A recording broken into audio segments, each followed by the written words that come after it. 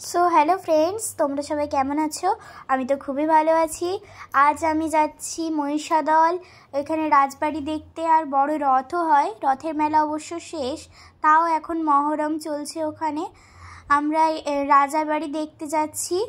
তো তোমরা দেখো, পাশে মামনি বসছে, দাদামণি ড্রাইভ করছে। এই দেখো আমরা এখন যাচ্ছি রাজার বাড়ি। এই আমার সঙ্গে আমার ভাইও পাশে পাশে যাচ্ছে। এই দেখো, এইটা হচ্ছে রাজার বাড়ি।